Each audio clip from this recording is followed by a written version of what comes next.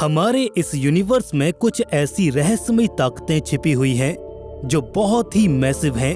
वो powerful objects कोई light emit नहीं करती, लेकिन फिर भी उनका इन्फ्लुएंस इतना रहता है कि उसे इग्नोर नहीं किया जा सकता। क्या हो अगर मैं आपसे कहूं कि वो रहस्यमयी ऑब्जेक्ट्स इस पूरे कॉस्मोस में फैली हुई हैं? आपकी हैरानी तब और भी ज्यादा बढ़ जाएगी जब मैं आपसे कहूंगा कि वो ऑब्जेक्ट कोई ब्लैक होल नहीं है, बल्कि कुछ ऐसे तारे हैं जिन्हें हम देख नहीं सकते। जी हाँ, तारे। वो इतने बड़े हैं कि वो अपने आसपास के स्पेस तक को मोड़ देते हैं, लेकिन फिर भी हमें नॉर्मल आईज या किसी कन्वेंशनल इंस्ट्रूमेंट से देखने पर वो दिखाई नहीं देते। ये ख्याल वाकई डराने वाला है। हमने तारों को मैप करते हुए सदियां बिता दी और हमेशा से हम यही सोचते आए कि जो हमें दिख रहा है इस ब्रह्मांड में सिर्फ वही एग्जिस्ट कर रहा है। लेकिन क्या हो अगर ये सच्चाई ना हो? इस ब्रह्मांड में बहुत ही बड़े तारे छिपे पड़े हों, इतने बड़े कि वो स्पेस और टाइम को मरोड़ कर रख दें। लेकिन उनकी ये ताकत इस यूनिवर्स की एक सुपर इंटेलिजेंट रेस के बनाए एक मेगा स्ट्रक्चर के आगे छोटी पड़ गई हो और वो सभ्यता इनसे निकलने वाली सारी एनर्जी को चूस रही हो। वो रहस्यमयी तारे कुछ और नहीं बल्कि हाइपोथेटिकल डायसन स्फीयर के अंदर छिपे हुए तारे हैं और इससे जुड़ी थियरीज वाकई आपको डरा कर रख देंगी। आज हम इन रहस्यों की गहराई में जाने वाले हैं। हम उन थियरीज को एक्सप्लोर करेंगे जो ये कहती हैं कि किसी सभ्यता ने बहुत ही एडवांस टेक्नोलॉजी से तारों को कैद कर लिया है, उस भयावह सिविलाइजेशन से लेकर उन रहस्यमयी तारों तक जो देखते ही देखते गायब हो गए। ये सफर आपको हैरान कर देगा। तो चलिए कॉस्मोस के एक लंबे सफर पर निकलते हैं। उन रहस्यमयी छिपे हुए तारों और डायसन स्फीयर की खोज में आइए देखते हैं इस अनंत ब्रह्मांड में क्या क्या रहस्य छिपे हुए हैं। The mystery of invisible stars.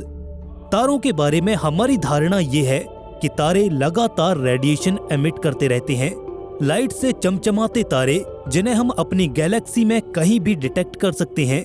यहाँ तक कि अब हमारे टेलीस्कोप्स इतने सक्षम हो गए हैं कि सैकड़ों लाइट ईयर्स और लाखों लाइट ईयर्स दूर के तारे भी अब हमें अपने ग्लो की वजह से दिखने लगे हैं, फिर चाहे वो कितने भी डिम क्यों न हो। लेकिन क्या हो अगर एक तारा हमारी नजरों के सामने होते हुए भी पूरी तरह से अदृश्य हो? कुछ वैज्ञानिक ये बिलीव करते हैं कि इस ब्रह्मांड में ऐसे बहुत से तारे हैं जो एकदम डार्क, ठंडे और किसी बहुत बड़ी ताकत की कैद में हैं, जिसे हम अभी तक ना तो देख पाए हैं और ना ही समझ पाए हैं। अदृश्य तारे यानी कि इनविजिबल स्टार्स को कई बार डार्क स्टार्स भी कहा जाता है। ये हाइपोथेटिकल ऑब्जेक्ट्स एग्जिस्ट तो करती हैं, लेकिन कभी डिटेक्ट नहीं हो पाती। वो ऑब्जेक्ट्स हमारे रेगुलर तारों के जैसे लाइट एमिट नहीं करते, जिससे कि उन्हें हमारे कन्वेंशनल टेलीस्कोप से देख पाना इम्पॉसिबल हो जाता है। कुछ थियरीज ये कहती हैं कि असल में वो तारे ही होते हैं, लेकिन वो डार्क मैटर के एक डेंस क्लाउड से घिरे रहते हैं जो कि उन्हें इनविजिबल बना देता है। ये वाकई डराने वाला है कि ऐसे सेलेस्टियल जाइंट्स हमारे यूनिवर्स में भटक रहे हैं, बहुत मैसिव और बहुत पावरफुल, लेकिन फिर भी पूरी तरह से अदृश्य। इनको लेकर दूसरा तबका ये कहता है कि ये इनविजिबल स्टार्स बहुत ही ज्यादा एडवांस टेक्नोलॉजी के कब्जे में आ चुके हैं। क्या हो अगर इस ब्रह्मांड में रहने वाली कोई सुपर इंटेलिजेंट एलियन सिविलाइजेशन ने ये सीख लिया हो कि एक जाइंट स्टार को ढक कर कैसे रखा जा सकता है, जिससे कि वो तारा एक बहुत ही एडवांस टेक्नोलॉजी की सतह के पीछे छिपा रहे, एक ऐसी टेक्नोलॉजी जो हमारी समझ के एकदम परे है। अब ऐसा करने के पीछे कई कारण हो सकते हैं। दूसरी सुपर एडवांस कैनिबल सभ्यताओं से छिपना हो या फिर उन तारों की सारी एनर्जी को हार्नेस करना हो, लेकिन फिर भी इन अदृश्य तारों के रहस्य हमारी समझ से परे हैं। अगर वाकई ये डार्क स्टार्स इस ब्रह्मांड में एग्जिस्ट करते हैं तो वो हमारे इस यूनिवर्स की शेप को चेंज तक कर सकते हैं, या फिर उनकी हमारे लोकल यूनिवर्स को शेप करने में एक बड़ी भूमिका रही है। वो अपनी ताकतवर ग्रेविटी से स्पेस और हमारी गैलेक्सीज तक के मोशन को इफेक्ट कर रही हैं, और हो सकता है कि हम उनके प्रभावों को देख भी रहे हों, पर इसका एहसास हमें नहीं हो पा रहा है। पर फिर भी इन अदृश्य ऑब्जेक्ट्स के होने की संभावना कई बड़े सवाल खड़े करती है। क्या इस ब्रह्मांड में कुछ छिपे हुए सिस्टम्स भी हो सकते हैं, जैसे कि प्लैनेट्स और इवन पूरी की पूरी सिविलाइजेशन भी इन ऑब्जेक्ट्स को ऑर्बिट कर रही हो सकती है? क्या इन बड़ी ऑब्जेक्ट्स की स्टडी हमें हमारी मानवता के सबसे बड़े सवाल आर वी अलोन जैसे रहस्यों का उत्तर दे सकती है? क्या हमारा ब्रह्मांड तारों, सभ्यताओं और इवन अत्याधुनिक सभ्यताओं से भरा पड़ा है जो हमसे छिप कर रहना चाहती हैं?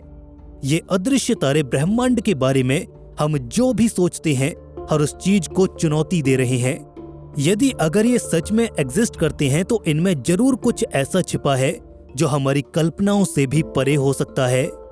The Dyson spheres. कल्पना कीजिए एक ऐसी एडवांस सिविलाइजेशन जो इतनी पावरफुल है कि वो किसी भी तारे की पूरी एनर्जी को हार्नेस कर सकती है। हमारे लिए ये किसी साइंस फिक्शन की तरह लग सकता है, लेकिन वैज्ञानिकों के लिए ये विचार डायसन स्फीयर की अवधारणा को जन्म देता है। एक ऐसा काल्पनिक मेगा स्ट्रक्चर जो किसी तारे की सारी एनर्जी को यूटिलाइज करने के लिए तारों के अराउंड बनाया जाता है।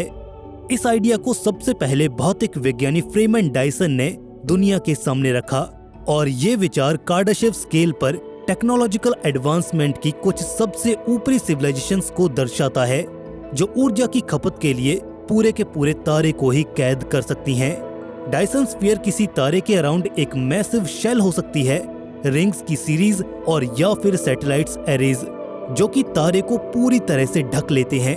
ऐसा करने से वो एडवांस सिविलाइजेशन अपनी ऊर्जा जरूरतों को पूरा करने के लिए तारे से निकल रही लगभग सारी एनर्जी को कैप्चर कर लेती है और इससे वो इतने बड़े स्केल पर अपनी टेक्नोलॉजी और इंफ्रास्ट्रक्चर को पावर करती है कि हमारे द्वारा इमेजिन किया गया हर एक स्केल छोटा पड़ने लग जाता है।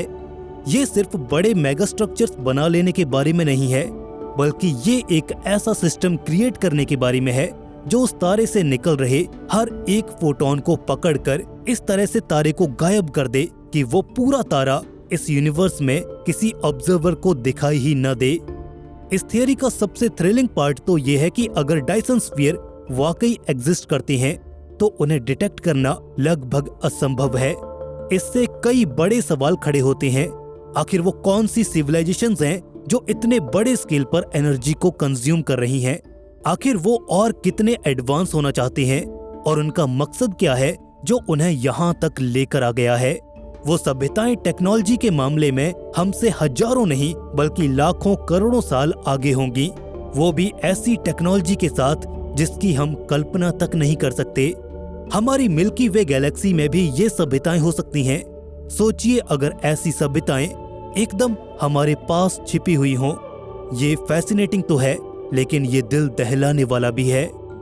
हमारे कुछ वैज्ञानिक पहले से ही इस यूनिवर्स में फेंट इंफ्रारेड सिग्नेचर्स की तलाश कर रहे हैं ताकि हमें डायसन स्फीयर के मौजूद होने के संकेत मिल सकें। वहीं कुछ लोग मानते हैं कि ये स्ट्रक्चर्स मुख्य तौर पर तारे और इवन पूरी सभ्यता को दूसरी सभ्यताओं से छिपने के लिए ही बनाए गए होंगे। हम उन्हें तभी देख पाएंगे जब वो ऐसा चाहते हों। इस तरह से डायसन स्फीयर हमारी टेक्नोलॉजी की समझ, ब्रह्मांड में इस जीवन की समझ को चुनौती देता है। The dark side of Dyson sphere. जरा कल्पना करके देखिए, एक ऐसे डायसन स्फीयर का कंस्ट्रक्शन जो किसी बड़े तारे तक को ढक सके। यहाँ पर हम किसी एक स्ट्रक्चर की बात नहीं कर रहे, बल्कि उनकी इंजीनियरिंग कितनी कमाल की होगी जो हमारी कल्पनाओं तक को छोटा साबित कर दे। एक डायसन स्फीयर को बनाने में अनइमेजिनेबल रिसोर्सेज का यूज होगा। आखिर वो सभ्यताएं इतना मटेरियल कहाँ से लाएंगी? एग्जाम्पल के लिए अगर हम अपने सोलर सिस्टम के सारे प्लैनेट्स के मटेरियल को भी डायसन स्फीयर में लगा दें तो उससे डायसन स्फीयर का लगभग 1% हिस्सा भी नहीं बनेगा। तो पूरा डायसन स्फीयर बनाने में उन सभ्यताओं ने कितने ही प्लैनेट्स और सोलर सिस्टम को डिस्ट्रॉय कर दिया होगा, और उसके लिए उनकी प्रिसाइज प्लानिंग और टेक्नोलॉजी तो हमारी कल्पनाओं से भी आगे की है। क्या पता हमारे इस ब्रह्मांड में कुछ ऐसी जगहें भी हों जहां सर्वाइवल का मतलब छिप कर रहना ही हो। एनर्जी के लिए भूखी बैठी सभ्यताओं से अपने पावर सोर्स को छिपाना उनकी मजबूरी बन गई हो। वो अपने से ज्यादा एडवांस सिविलाइजेशन की नजरों में नहीं आना चाहते हो, क्योंकि वो एक दूसरे को एक खतरे के रूप में देख रहे हो, जिस वजह से वो हमारी तरह किसी से कांटेक्ट नहीं करना चाहते। यहाँ से हमें फर्मी पैराडॉक्स के सवाल का एक सॉल्यूशन भी मिल जाता है कि आखिर क्यों एडवांस सिविलाइजेशंस हमसे संपर्क नहीं कर रही हैं। डायसन स्फीयर का कंस्ट्रक्शन एक इंजीनियरिंग मार्वल जरूर है, लेकिन ये हमारे लिए खतरे की घंटी से कम नहीं है, और वो भी ऐसा खतरा जिसे हम चाहकर भी नहीं देख सकते। यहाँ पर सवाल ये भी है कि आखिर वो किस बड़ी शक्ति से छिपने का प्रयास कर रहे हैं। क्या हमें भी ऐसा ही करना चाहिए? Are they watching us? जैसे ही हम इस ब्रह्मांड में इसकी गहराइयों में देखते हैं, डायसन स्फीयर और इनविजिबल स्टार्स का रहस्य उतना ही गहराता चला जाता है। दुनिया भर के वैज्ञानिक इस टॉपिक को लेकर एक निष्कर्ष पर पहुंचना चाहते हैं, और इसलिए वो ब्रह्मांड के कोने कोने को खंगालने में लगे हैं कि आखिर कहीं से तो उन्हें कोई छोटा सा क्लू ही मिल जाए जो इस एडवांस स्ट्रक्चर की एग्जिस्टेंस की गवाही दे सके। एस्ट्रोनॉमर्स सोफिस्टिकेटेड टेलीस्कोप्स और इंफ्रारेड डिटेक्टर्स का इस्तेमाल करके डायसन स्फीयर की एग्जिस्टेंस को खोज रहे हैं, इस आशा में कि कहीं पर शायद उन्हें कोई अजीब हीट सिग्नेचर या कोई एनर्जी का अनयूजुअल पैटर्न मिल जाए जो डायसन स्फीयर जैसे मेगा स्ट्रक्चर के पीछे छिपे तारे की कहानी बयां कर रहा हो। हालांकि कुछ अनोमलीज को वैज्ञानिक पहले भी देख चुके हैं। वो तारे जो पहले से ही काफी ज्यादा डिम थे, वो अचानक ही स्पेस में गायब हो गए। उनके आसपास का इलाका नॉर्मल से ज्यादा ठंडा पाया गया। तो क्या ये ऑब्जर्वेशंस हमें डायसन स्फीयर के हिंट दे रही हैं? डायसन स्फीयर को खोजने का मतलब है कुछ ऐसे सवालों के जवाबों की तलाश जो हमें डराते हैं। क्या दूर कहीं कोई ऐसी सभ्यता मौजूद है जो हमें देख रही है, या वो हम पर नजरें रखे हुए है? क्या वो एडवांस टेक्नोलॉजी की लेयर्स के पीछे छिपकर हमें किसी चिड़ियाघर की तरह ऑब्जर्व कर रही है, जहां पर सब कुछ पहले से तय है? ज़ू हाइपोथेसिस का ये केस हमें सोचने पर मजबूर कर देता है। क्या हम सच में अकेले हैं इस अनंत ब्रह्मांड में, या फिर सच्चाई वो है जिसे हम हाइपोथेसिस मानकर बैठे हैं? क्योंकि हमारा विज्ञान डेटा को आधार मानकर काम करता है, और शायद हमें ये लगता है कि इस ब्रह्मांड में हम इकलौते हैं। जीवन को संजोए रखने का सारा काम हमारी पृथ्वी के जिम्मे आया है। यहाँ से जीवन ने अपनी शुरुआत की, शायद एक यूनिसेलुलर ऑर्गेनिज्म से, और आज हम अपने आसपास न जाने कितने ही प्रकार का जीवन देख पाते हैं। कभी कभी हम जीवन को कॉन्शियसनेस से जोड़कर देखते हैं कि जीवन अपने आसपास होने वाली घटनाओं से अवेयर होता है, लेकिन अवेयरनेस हमें अपनी समझ यानी कि इंटेलिजेंस से आती है। तो क्या हम ये मान लें कि जीवन इंटेलिजेंस की वजह से है? नहीं, ऐसा हम नहीं कह सकते, पर इसमें कुछ सच्चाई तो जरूर है। इंटेलिजेंस की वजह से ही जीवन अपने आप को बचाए रखता है, खुद के सर्वाइवल के लिए, खुद की एग्जिस्टेंस के लिए लड़ता है, एनवायरनमेंट में खुद को ढालने का प्रयास करता है, और यही तो इंटेलिजेंस है। लेकिन जीवन का सोर्स ये नहीं है। लेकिन कोई भी लाइफ फॉर्म आखिर कितनी इंटेलिजेंट हो सकती है? उदाहरण के लिए अगर हम अपनी बात करें तो आज भी हम यूनिवर्स के फंडामेंटल्स को समझने का प्रयास कर रहे हैं। तो आखिर आज हम इंसान इंटेलिजेंस के किस लेवल पर हैं? क्या हमसे भी इंटेलिजेंट लाइफ फॉर्म इस यूनिवर्स में एग्जिस्ट करती है? और अगर हाँ, तो अगर हम उतने इंटेलिजेंट हो जाते हैं तो हम क्या कुछ कर पाएंगे? यही जानेंगे आज की इस वीडियो में। नमस्कार दोस्तों, मैं हूं आपका दोस्त शशि, और आज हम इस यूनिवर्स की सबसे इंटेलिजेंट सिविलाइजेशन के बारे में जानेंगे। तो सिविलाइजेशन की इंटेलिजेंस या एडवांसमेंट को मापने के लिए हम इंसान एक खास स्केल का यूज करते हैं, जिसे कार्डाशेव स्केल कहा जाता है। इस स्केल को बनाने वाले थे निकोलाई कार्डाशेव, जो अपने दशक के महानतम रेडियो एस्ट्रोनॉमर्स और एस्ट्रोफिजिसिस्ट में से एक थे। निकोलाई की बात करें तो बचपन से ही उनकी दिलचस्पी एस्ट्रोनॉमी और एस्ट्रोफिजिक्स के विषयों में हो गई थी। 1995 में उन्होंने मेहनत से इन्हीं विषयों में अपनी डॉक्टरेट यानी कि पीएचडी की पढ़ाई पूरी की, और उन्होंने एक एकेडमिक पेपर पब्लिश किया जिसमें उन्होंने एलियन सिविलाइजेशन को उनकी इंटेलिजेंस और एडवांसमेंट के बेसिस पर रैंक किया और अपने नाम से एक स्केल बनाया। उनके साथ काम करने वाले एस्ट्रोनॉमर्स निकोलाई कार्डाशेव के इस आइडिया से काफी प्रभावित हुए, और उन्होंने कार्डाशेव के स्केल को और भी ज्यादा एक्सपेंड कर दिया। एक्सपेंड इसलिए क्योंकि शुरुआत में निकोलाई कार्डाशेव ने अपने स्केल को कुल 3 टाइप की सिविलाइजेशन के लिए ही सीमित रखा था।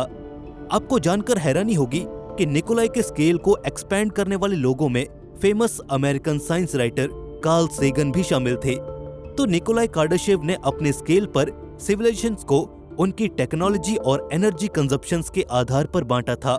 जितनी ज्यादा एनर्जी कोई सिविलाइजेशन यूज करती है, वो उतनी ही एनर्जी को हार्नेस करके किसी प्रोडक्टिव काम में लगा सकती है, वो उतनी ही एडवांस टेक्नोलॉजी को रन कर सकती है और उतने ही पावरफुल सिग्नल्स जनरेट भी कर सकती है। जिसका मतलब ये है कि हम उन पावरफुल सिग्नल्स को डिटेक्ट करके उन सिविलाइजेशंस को ट्रैक कर सकते हैं। कॉन्सेप्ट एकदम क्लियर है।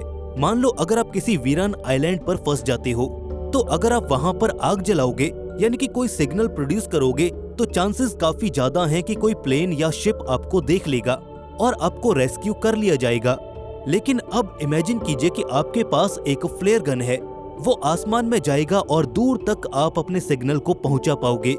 तो अगर आपके पास एक पावरफुल सिग्नल पहुंचाने की ताकत है, तो आपको जल्द ही कोई खोज लेगा। एलियन सिविलाइजेशंस के केस में भी सेम यही कॉन्सेप्ट हम अप्लाई कर सकते हैं। पावरफुल रेडियो सिग्नल्स भी उसी फ्लेयर गन की तरह काम करते हैं। हम भी रेडियो सिग्नल्स को डिटेक्ट करने में कैपेबल हैं। वैज्ञानिक मानते हैं कि जो सभ्यता जितनी ज्यादा एडवांस होगी, वो इस यूनिवर्स में उतनी ही दूर तक अपने होने के सबूत यानी कि सिग्नल्स भेजने में कैपेबल होगी। तो निकोलाई कार्डाशेव ने सिविलाइजेशंस को कुछ इस तरह से रैंक किया है। सबसे पहले टाइप 1 सिविलाइजेशन, जिसे प्लेनेटरी सिविलाइजेशन भी कहा जाता है, जिसका मतलब ये है कि ये सभ्यता सिर्फ अपने ग्रह से ही एनर्जी ले पाती है, या फिर वो एनर्जी जो उस ग्रह तक पहुंचती है, जैसे कि सनलाइट, और दूसरी फॉर्म ऑफ एनर्जीज जो सभ्यता खुद जनरेट कर सकती है, जैसे कि thermal power plant, nuclear energy, wind energy, hydro power और इसके अलावा भी कई प्रकार की एनर्जीज। ये सभ्यता कुछ आपको हमारी इंसानी सभ्यता जैसी लग रही होगी, लेकिन नहीं, असल में हम पूरी तरह से एक प्लेनेटरी सिविलाइजेशन भी नहीं बन पाए हैं। American science writer Carl Sagan ने हमें 0.7 पर रैंक किया है, और अभी के one of the best theoretical physicist Michio Kaku का कहना है कि इंसानों ने अभी पृथ्वी पर फुल कंट्रोल नहीं किया है। पृथ्वी के अनेकों एलिमेंट्स पर अभी हमारा कंट्रोल नहीं है। समुद्र अभी भी हमारे लिए रहस्य बने हुए हैं। हम वॉल्केनोज और अर्थक्वेक्स को कंट्रोल नहीं कर पाए हैं। तो अभी हमें बहुत कुछ सीखना है, बहुत कुछ करना है।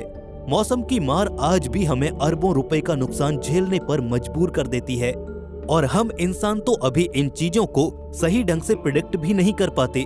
कंट्रोल करना तो बहुत दूर की बात है। इसलिए हमारी रैंकिंग अभी इस स्केल पर 0.7 ही है, जो कि पूरी तरह से जस्टिफाइड है। वैज्ञानिकों का मानना है कि जिस स्पीड से हम तरक्की कर रहे हैं, आने वाले 100 से 200 सालों में हम टाइप 1 तक पहुंच सकते हैं। इसके बाद हम अपने ग्रह और सूरज से मिलने वाली एनर्जी को हार्नेस कर पाएंगे। इसके बाद कार्डाशेव स्केल पर है टाइप 2 सिविलाइजेशन, जिसमें सभ्यता अपनी एनर्जी नीड्स को पूरा करने के लिए अपने होम प्लेनेट से बाहर का रुख करेगी, और इसी वजह से इसे इंटरप्लेनेटरी सिविलाइजेशन कहा गया है। एनर्जी कंजप्शन की बात करें तो टाइप 2 सिविलाइजेशन टाइप 1 के मुकाबले करीब 10 अरब गुना ज्यादा एनर्जी कंज्यूम करेगी, जिसकी कैलकुलेशन कार्ल सेगन ने खुद की थी, जिसमें वो सभ्यता सूरज की टोटल एनर्जी को हार्नेस करने के काबिल होगी। जी हाँ, टोटल एनर्जी, और उसे अचीव किया जाएगा डायसन स्फीयर जैसे कॉन्सेप्ट से। ये सभ्यता इंजीनियरिंग और टेक्नोलॉजी की एक मिसाल होगी। हम इस सभ्यता द्वारा यूज की जाने वाली एडवांस टेक्नोलॉजी की तो बात ही नहीं कर रहे। हम जिस स्केल की बात कर रहे हैं वो इन सब चीजों से काफी ज्यादा बड़ा है। ये सभ्यता आपको किसी एडवांस एलियन सिविलाइजेशन की तरह लग सकती है, जिन्हें टिपिकली हमारी साइंस फिक्शन मूवीज में दिखाया जाता है। वैज्ञानिक मानते हैं कि ये होस्ट स्टार की सारी एनर्जी को यूज करने का बेस्ट पॉसिबल तरीका डायसन स्फीयर यूज करते होंगे। फिलहाल अभी तक तो हमने अपने टेलीस्कोप से या अपनी दूरबीन से ऐसा कोई भी स्ट्रक्चर नहीं देखा है, और अगर हमें ऐसा कुछ मिलता है तो फॉर श्योर वो कोई टाइप 2 सिविलाइजेशन का घर है, और हमें उस लेवल तक पहुंचने के लिए अभी 2000 सालों तक मेहनत करनी होगी। देशों की बाउंड्रीज से ऊपर उठकर सोचना होगा, वरना 2000 सालों में हम अपने ही कॉन्फ्लिक्ट्स की वजह से खुद को ही खत्म कर लेंगे। तो फिर टाइप 3 तक पहुंचने में हमें कितना समय लगेगा? पूरे 1000 दशक, यानी कि 1,00,000 साल, जिसके बाद हम ऐसी सभ्यता बन जाएंगे जो कि गैलेक्सीज को मास्टर कर चुकी है, दूसरी गैलेक्सीज तक अपनी आसानी से पहुंच बना सकती है। हालांकि ये कहना मुश्किल होगा कि तब तक हम इंसान जिंदा भी होंगे या नहीं। जहां पर आज हम एआई की बात करते हैं, तो जरा सोचिए कि 1 लाख साल बाद एआई किस लेवल पर होगा। यह हो सकता है कि हम इंसान रोबोट्स और एआई को डायसन स्फीयर जैसे मेगा स्ट्रक्चर बनाने में लगा दें। हम स्पीड ऑफ लाइट से ट्रेवल कर रहे होंगे, हम गैलेक्सीज और उनकी पूरी एनर्जी को यूज कर रहे होंगे। और ये भी हो सकता है कि हम स्टार ट्रैक की तरह वार्प ड्राइव से ट्रेवल करें, या फिर वर्म होल टेलीपोर्टेशन हमारे लिए एक आम बात बन जाए।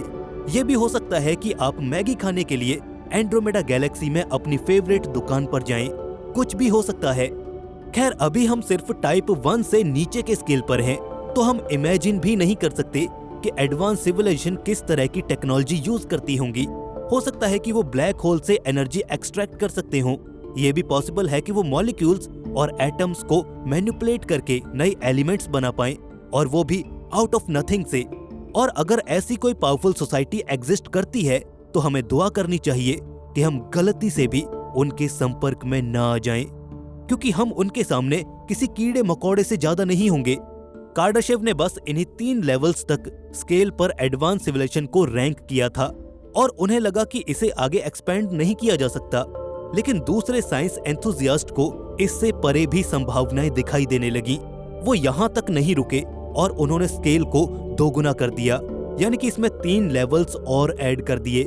अब इस नए स्केल में टाइप 4 सिविलाइजेशन इतनी पावरफुल है कि वो पूरे यूनिवर्स की एनर्जी को कैसे भी अपनी मर्जी से यूज कर सकती है। उन्हें किसी एक ग्रह पर रहने की जरूरत नहीं है, बल्कि वो ब्लैक होल को भी रहने लायक बना चुके हैं। उनका कंट्रोल इस यूनिवर्स की हर एक डायमेंशन पर है, और जिस स्केल पर वो एनर्जी को यूज कर रहे हैं, उसे इमेजिन करना भी हमारे बस की बात नहीं है। टाइप 4 सिविलाइजेशन इतनी ज्यादा एडवांस होगी कि वो फिजिक्स के सारे लॉज को जानती होगी। वो स्पेस के हर एक शॉर्टकट लॉज के लूप होल्स का यूज कर रही होगी। वो उन लॉज को भी यूज कर रहे होंगे जो अभी तक हमने खोजे भी नहीं है। तो अब आपके मन में ये सवाल आ रहा होगा कि टाइप 5 और टाइप 6 के लिए तो कुछ बचा ही नहीं है, लेकिन ऐसा नहीं है। इसके बाद आएगी सुपर एडवांस टाइप 5 सिविलाइजेशन, जो सिर्फ एक यूनिवर्स पर नहीं बल्कि मल्टीपल यूनिवर्सेस पर राज कर रही होगी। कौन कहता है कि यूनिवर्स सिर्फ एक ही है? मल्टीवर्स को डोमिनेट करने वाली ये सिविलाइजेशन हमारी इमेजिनेशन से भी परे है। और अगर बात करें सुपर एडवांस टाइप 6 सिविलाइजेशन की, तो वो इस यूनिवर्स और मल्टीवर्स से कहीं ऊपर की चीज है।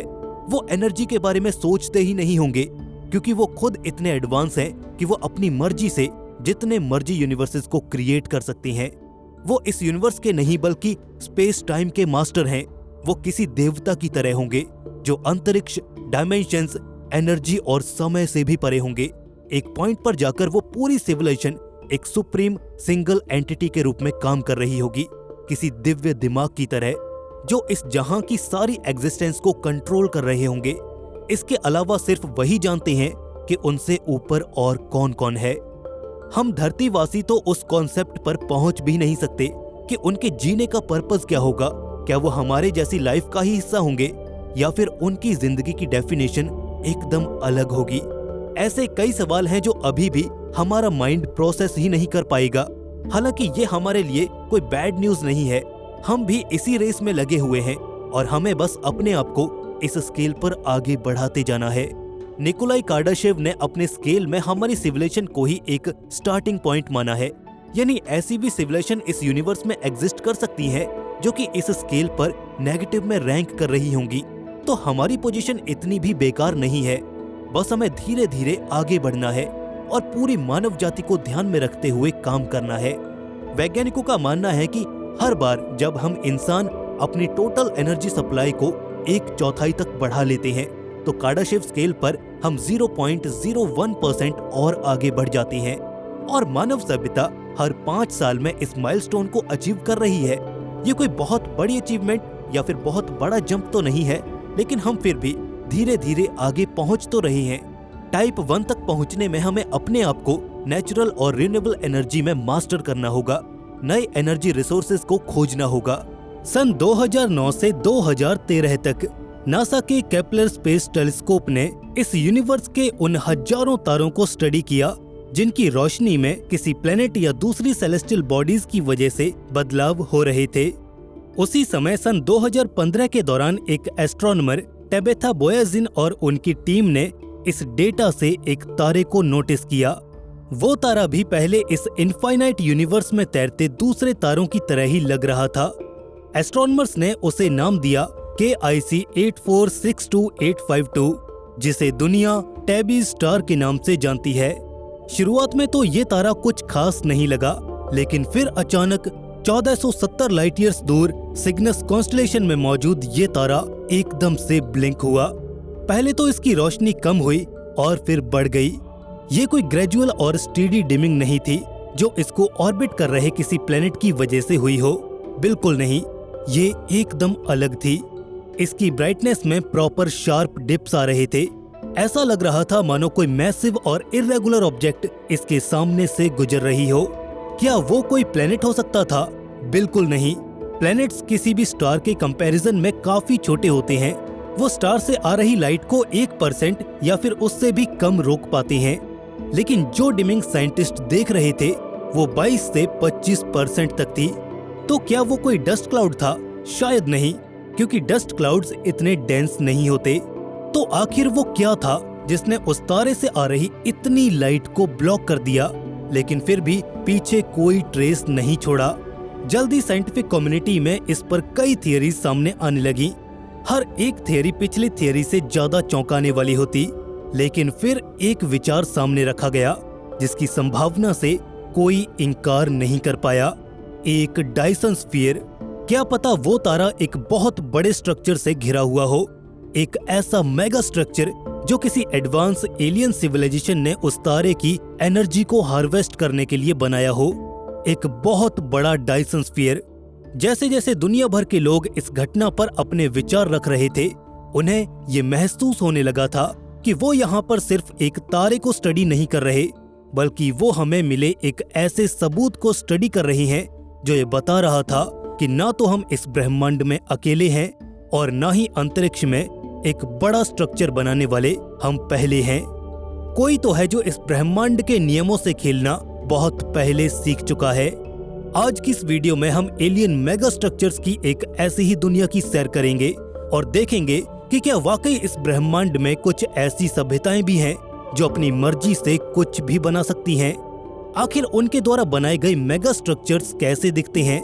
क्या हम उन्हें धरती से डिटेक्ट कर सकते हैं? और सबसे इम्पोर्टेंट, अगर हमने कुछ ऐसा खोज भी लिया तो इससे ब्रह्मांड में हमारे स्थान पर क्या प्रभाव पड़ेगा? क्या वो हमसे नाराज हो जाएंगे? आइए जानते हैं। What are alien mega structures?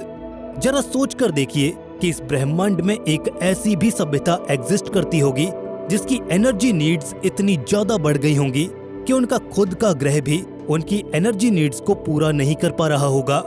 इसलिए अपने भविष्य और अपनी टेक्नोलॉजी को बचाए रखने के लिए उस सभ्यता ने सीधे अपने तारे से ही एनर्जी लेना शुरू कर दिया होगा, जो कि कॉस्मिक एनर्जी का अल्टीमेट सोर्स होते हैं।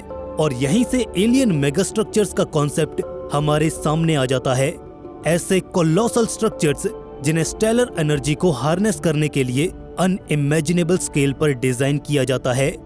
ऐसे एलियन मेगा स्ट्रक्चर्स का सबसे आइकॉनिक एग्जाम्पल तो डायसन स्फीयर ही है, जो कि सन 1960 में फिजिसिस्ट फ्रीमैन डायसन द्वारा इंट्रोड्यूस किया गया था।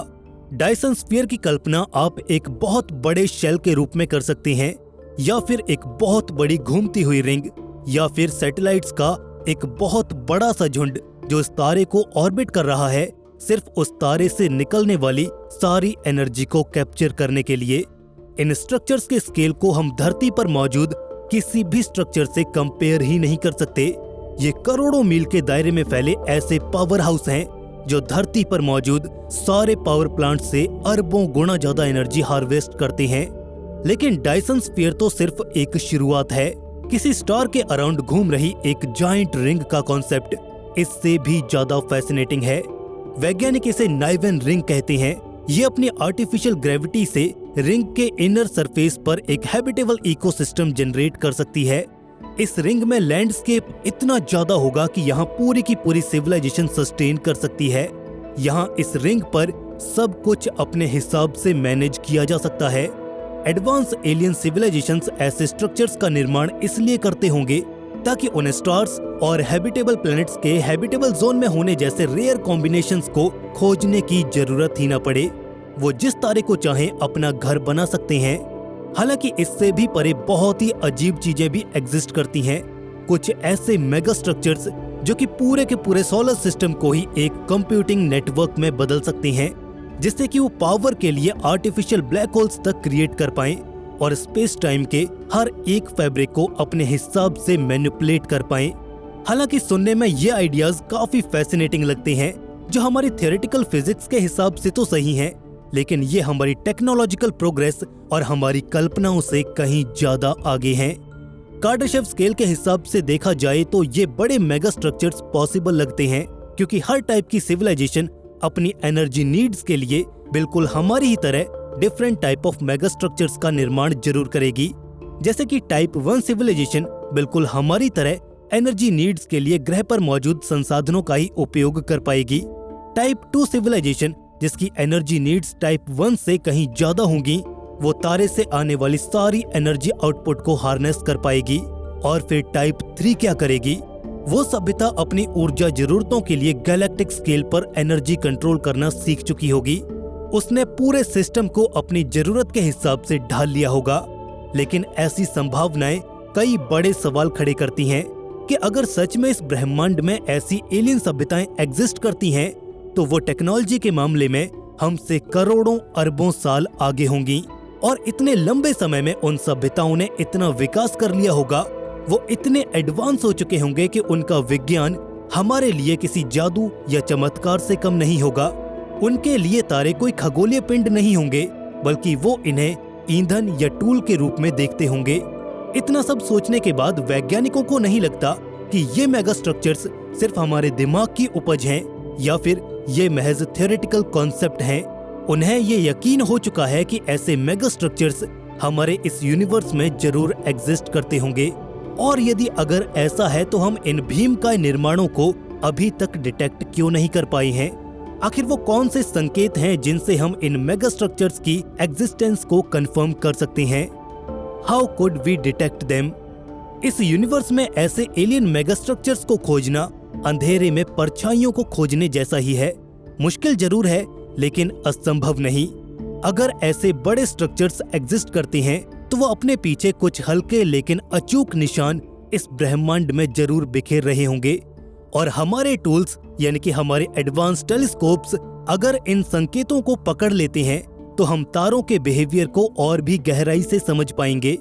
इन एलियन मेगा स्ट्रक्चर्स को खोजने का सबसे बड़ा और promising method irregular light patterns को खोजना हो सकता है। जब कोई ग्रह अपने तारे के सामने से गुजरता है, तो उस तारे से आ रही रोशनी एक निश्चित समय के बाद डिम होती है। इस फिनोमिनन को हम ट्रांजिट कहते हैं। लेकिन एक बड़ा एलियन मेगा स्ट्रक्चर तारे से आ रही लाइट को इस तरह से ब्लॉक करता है, जहां सारे प्लेनेटरी नियम्स धरे के धरे रह जाते हैं। ये तारे से आ रही लाइट को काफी ज्यादा अमाउंट में डिम करते हैं। ब्राइटनेस में एक शार्प डिक्लाइन आता है और हर बार अनइवन डिप्स देखने को मिलते हैं।